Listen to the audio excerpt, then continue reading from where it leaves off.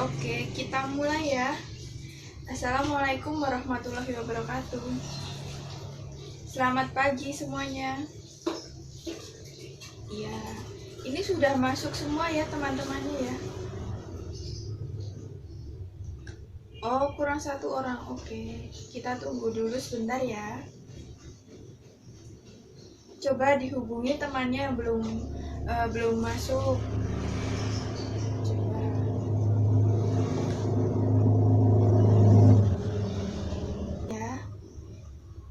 Sebelumnya kita berdoa dulu. Menurut agama dan kepercayaan masing-masing, berdoa mulai.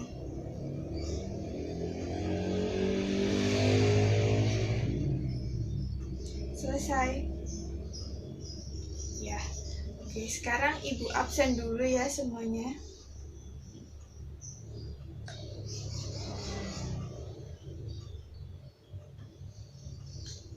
Ajam. Oh ya. Adit. Oh ya. Coba sekarang semuanya kameranya dibuka dulu ya biar Ibu lihat. Ayo. Oke, Akbar ada. Debbie. Oh ya. Dika ada. Ya. Sasa. Oke, baik. Masuk semua ya. Ya. Nah, sehat-sehat ya semuanya. Anak-anak ya. Nah, hari ini kan kita akan mempelajari mengenai bencana banjir dan tanah longsor. Kalian tahu nggak sih apa itu banjir dan tanah longsor? Coba siapa yang tahu boleh menjawab. Nggak apa-apa, salah, kan kita belajar bareng. Jadi nanti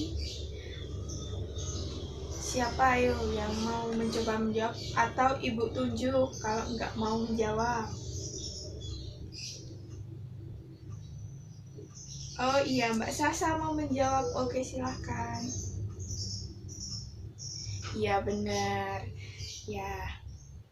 Terima kasih ya Mbak Sasa jawabannya. Oke. Sekarang Ibu akan jelaskan. Yang pertama itu tanah longsor.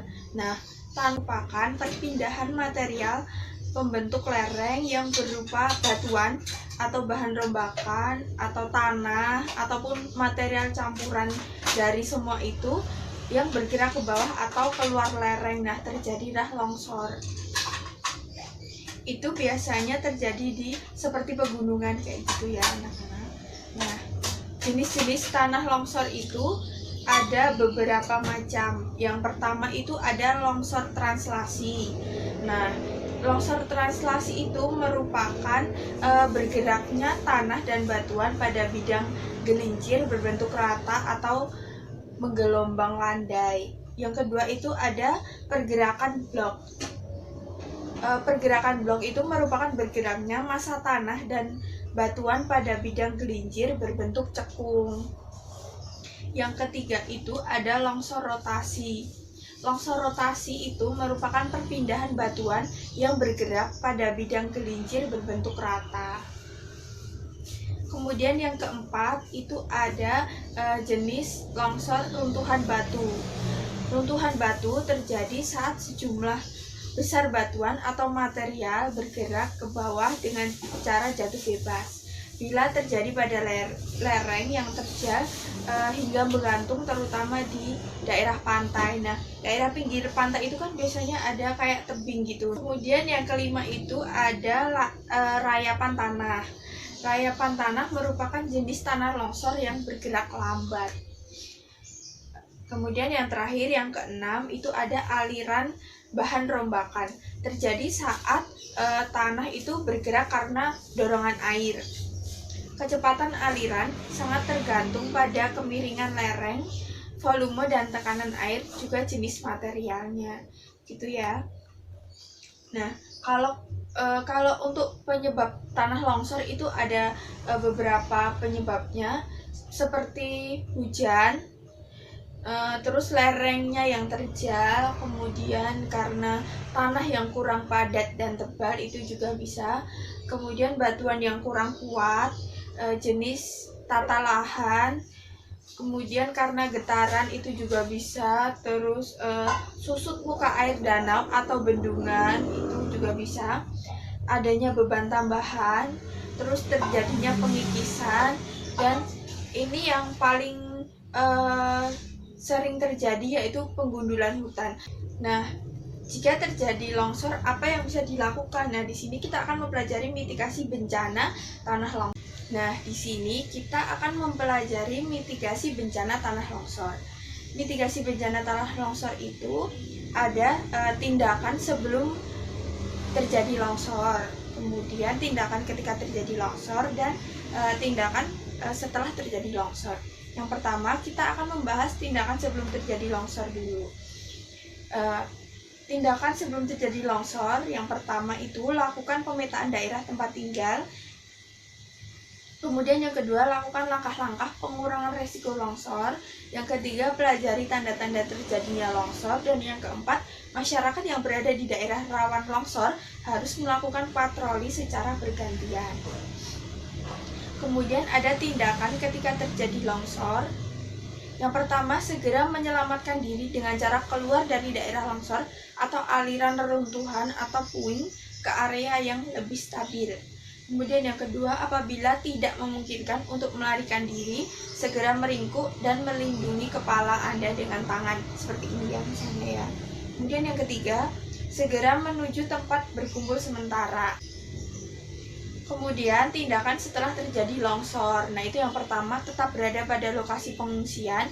Yang kedua, apabila ada yang terluka, panggil orang lain yang berkompeten untuk membantu.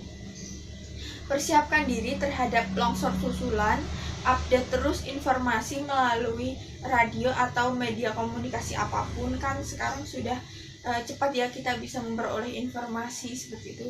Kemudian pertimbangkan untuk memperbaiki fondasi rumah. Setelah itu ya, setelah semuanya selesai, baru mempertimbangkan untuk memperbaiki fondasi rumah.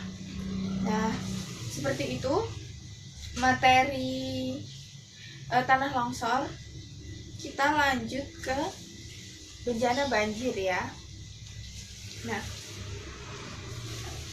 banjir itu merupakan bencana alam yang menjadikan kondisi daratan tergenang oleh aliran air dalam volume yang berlebihan.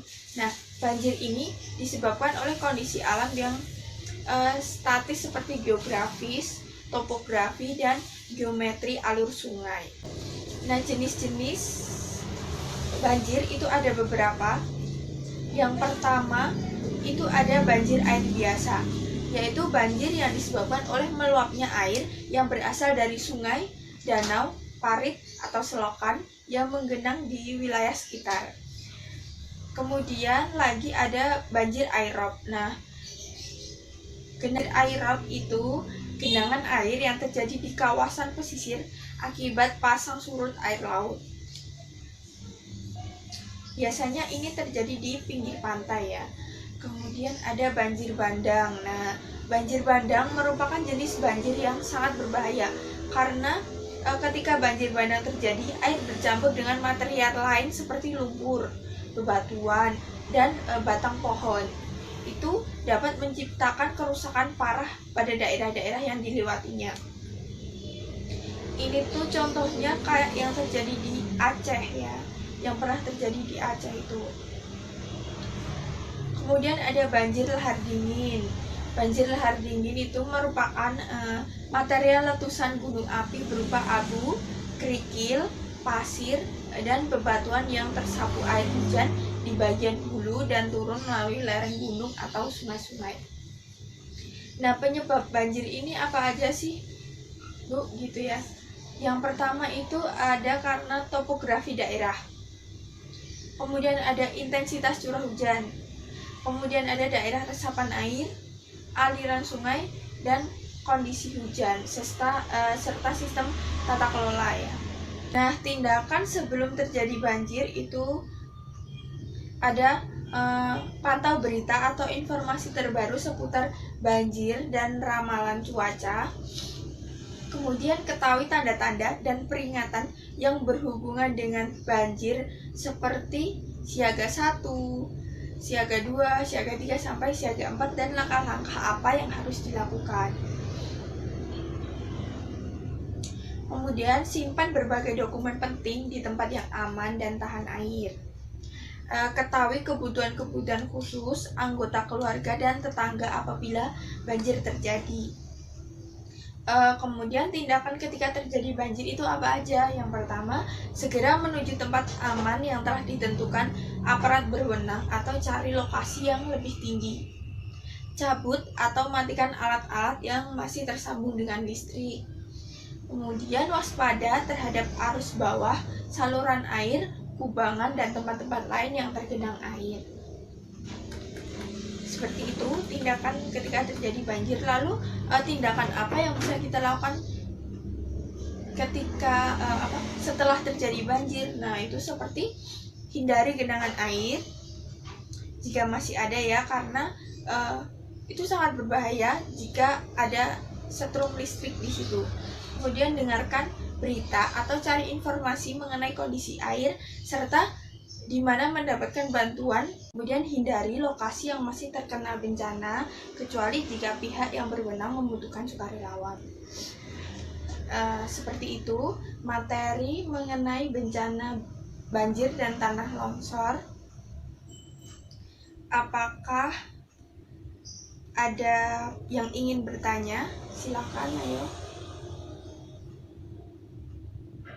Ada yang ingin bertanya? Ya. Oke, Mas Adit mau bertanya ya? Ya, oke, silahkan Mas pertanyaannya. Iya. Nah, bisa ya, bencana banjir itu bisa diantisipasi. Contoh simpelnya itu caranya dengan tidak membuang sampah di sungai, seperti itu contohnya ya Mas ya. Tidak ada yang ingin bertanya lagi? Oke, kalau sudah, jangan lupa nanti mengerjakan kuis. Nanti linknya Ibu share di WA group ya. Ya. Oh ya, kemudian jangan lupa mempelajari materi minggu depan ya, yang akan kita bahas minggu depan tentang abrasi kalau tidak salah ya. Ya, oke. Terima kasih partisipasinya untuk pertemuan hari ini. Semoga kita semua selalu sehat. Jangan lupa untuk menjaga jarak, cuci tangan, dan juga pakai masker. Oke, semoga sehat selalu ya semuanya ya.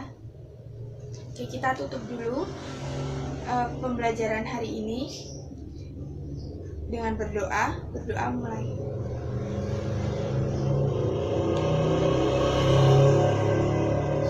Oke, berdoa selesai. Oke, terima kasih semuanya ya, Ibu Live. Oke, terima kasih. Assalamualaikum warahmatullahi wabarakatuh.